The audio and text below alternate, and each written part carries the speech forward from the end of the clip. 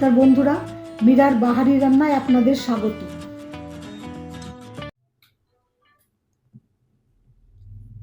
আমি আজকে আপনাদের মাছের মাথা দিয়ে তরকারি শুক্তো করে দেখাচ্ছি। এটা একটি পূর্ববঙ্গীয় রান্না। রান্নাটা আমি আমার দাদুর কাছ থেকে শিখেছি। দেখতে থাকুন আপনারা। এটার তরকারি কাটাগুলো একটু অন্য রকমের। সব তরকারিগুলো আমি পাতলা পাতলা স্লাইস করে করে কেটে নিয়েছি। এটা শীতকালীন সবজি দিয়ে করলেই ভালো হয়। মূলো, বেগুন, পেঁপে, শিম, বরবটি, কাঁচা কলাগুলো আমি কেটে হলুদ জলে ভিজিয়ে রেখেছি। মশলাও বিশেষ কিছু নেই। 1 ইঞ্চি পরিমাণ আদার টুকরো নিয়েছি, 1 টেবিল চামচ সাদা সর্ষে, আর একটু ধনে নিয়েছি, গোটা ধনে। এগুলো বাটলে এই পরিমাণটা দাঁড়াবে। মাছের মাথাগুলোর মধ্যে আমি হলুদ নুন মাখিয়ে রেখেছি। এবার আমি রান্নাটা শুরু করছি।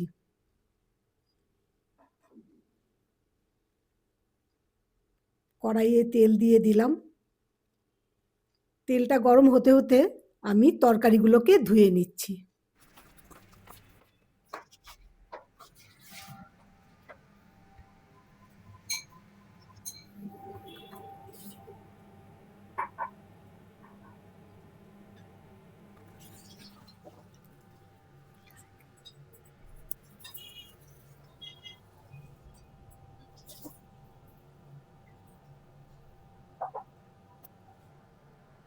তেলটা গরম হয়ে গেছে, এবার আমি আগে মাছের মাথাগুলোকে ভেজে নিচ্ছি।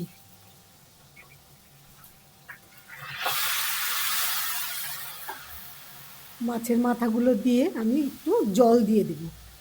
জল দিয়ে দিলে মাথাগুলো একটু সেদ্ধ হয়ে যাবে, জলটাও শুকিয়ে যাবে, আর বড় যে কাঁটাগুলো থাকে সেগুলো বেরিয়ে চলে আসবে।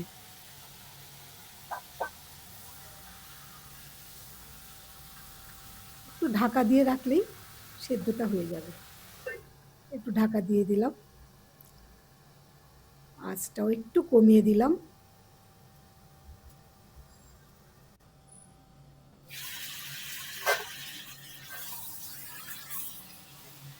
ঢাকা খুলে এবার আমি নাড়াচাড়া করছি।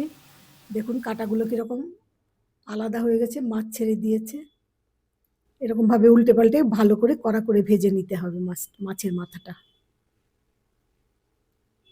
হয়ে গেছে, আমি এবার মাথাগুলোকে নামিয়ে নিচ্ছি।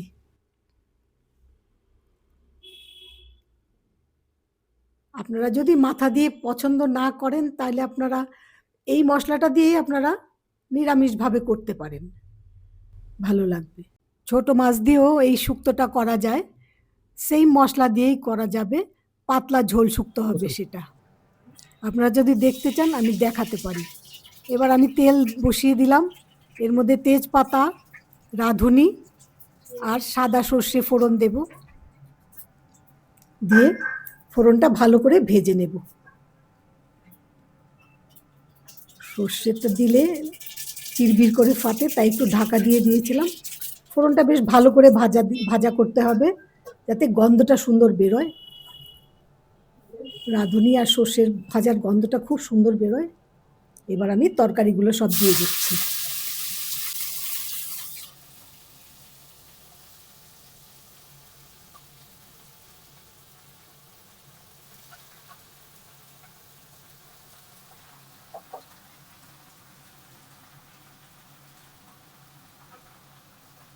আপনারা যদি পাতলা ঝোল শুক্তো পছন্দ করেন বা দেখতে চান, আমাকে কমেন্ট করে জানাবেন, আমি দেখাবো।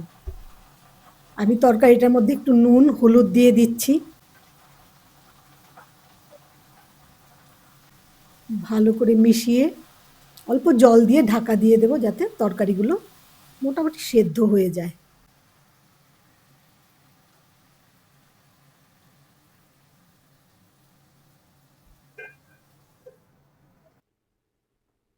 ঢাকা দিয়ে দিলাম।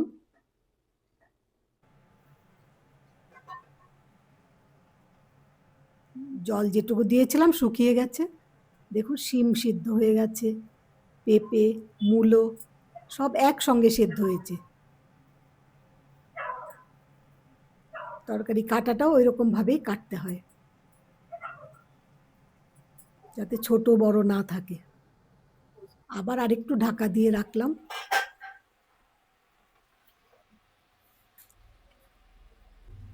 এবার আমি বাটা মশলাটা মিশিয়ে দিচ্ছি, সর্ষে, ধনে আর আদা।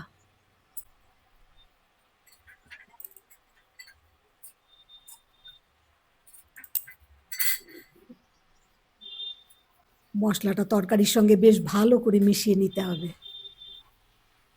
ভালো করে কষাতে হবে যাতে আদার গন্ধটা, কাঁচা গন্ধটা চলে যায়। আর কষাতে কষাতে সুন্দর একটা গন্ধ বেরোবে, ফোড়নের গন্ধ প্লাস বাটা মশলার গন্ধ। এবার মাছের মাথাগুলোকে আমি দিয়ে দিচ্ছি, সবটা লাগবে না আমি তাই দিলাম না। এবার সব মিলিয়ে আমি মেশাচ্ছি ভালো করে। মশলার বাটি ধোয়া জলটা আমি দিয়ে দিলাম, অল্প একটু ঝোলও দেব, জল দেব যাতে মশলা তরকারি সব মাখো মাখো হয়ে যায়, মাছের মাথাগুলো মিশে যায় তরকারির সঙ্গে ভালো করে।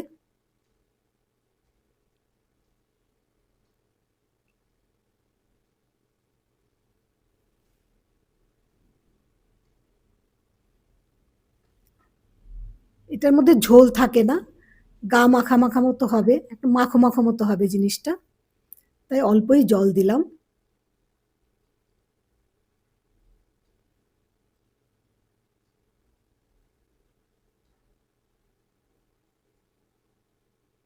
এবার একটু ঢাকা দিয়ে দিচ্ছি। দেখুন জল শুকিয়ে গেছে, গায়ে গায়ে অল্প ঝোল লেগে আছে।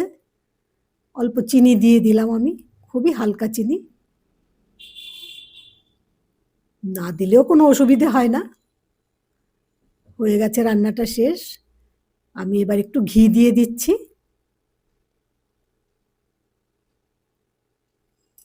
এই রান্নাটা প্রথম পাতে সাদা ভাতে খুবই ভালো লাগে খেতে, ট্রাই করে দেখতে পারেন।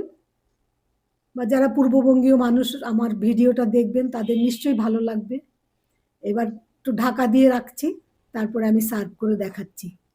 আজকে এইটুকুই, দেখা হবে অন্য রেসিপিতে। ধন্যবাদ।